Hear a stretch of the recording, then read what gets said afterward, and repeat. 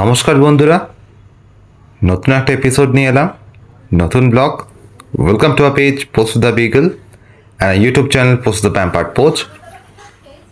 পোস্ত শুয়ে আছে, ঠিক কার পাশে শুয়ে আছে? পোস্ত তার মায়ের স্টুডেন্টের সামনে শুয়ে আছে। যাই হোক, স্টুডেন্ট এসছে পড়তে। তার কাজ হচ্ছে পড়াশোনার ফাঁকে ফাঁকে তাদের সাথে একটুখানি খুনসুটি করে খেলা। তারা এসছে ঠিক আছে, কিন্তু পোস্তকে ছেড়ে কেউ যেতে পারবে না। এই ছেলেটিকে পোস্ত এতটাই ভালোবাসে, কি বলবো, যখনই ও চলে যাবে প্রত্যেকবার each and every day okay যেতে হবে না, কিছুতেই দরজা থেকে বেরোতে হবে না। ও বেরোতে গেলেই ও ছুটে ওকে ধরতে যাবে। আর আমাদের তো মাঝে মাঝে ভয় হয়, গেট খুলে যখন বেরোতে যাবে ও না বেরিয়ে যায় পোস্ত। তা এবারটি আমরা ওকে ছেড়ে দিয়েছি, কেউ ধরবো না, দেখা যাক লাস্ট পর্যন্ত কি হয়। তো সেই ছাত্রটিকে বলা হলো একটু বসে ওকে আদর করতে, একটু কুল ডাউন করতে,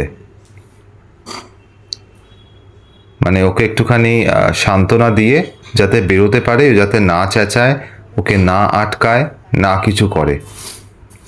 যাই হোক, চেষ্টাটা করা হলো,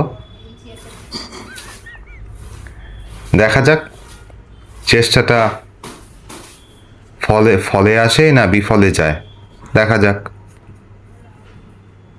পোস্ত তো একদম রেডি হয়ে বসে আছে, কখন একেবারে সে যাবে আর তার পিছু পিছু তাকে ধরবে। এ এক আজব সমস্যায় পড়েছে সেই ছাত্র।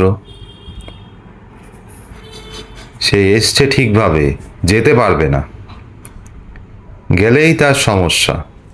ওই দেখো, ওই দেখো, ওই দেখো, চললো, সেও চললো তার সাথে।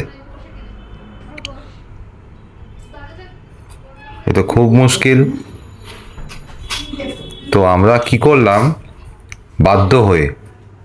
লাস্টে বাধ্য হয়ে একবারে ছায়া সঙ্গীর মতো ফলো করে বেড়াচ্ছে পোস্তটাকে। তো আমরা কি করলাম, এবার দেখো, ফাইনালি ওকে যেতে হলোই। রাত হয়েছে, বাড়ি ফিরতে হবে তাকে, বাইরে সবাই ওয়েট করছে। তো তার দাদুকে বললাম, দাদু তুমি ধরো। এইবার দেখো কি অবস্থা, সে রীতিমতো অ্যাগ্রেসিভ হয়ে গেছে। সে কেন চলে যাচ্ছে? অন্য কেউ হলে ভয় পেয়ে যেত, যেহেতু ও অনেকবার দেখেছে। তোমরা জানিও তো এরম করে কি না। টাটা।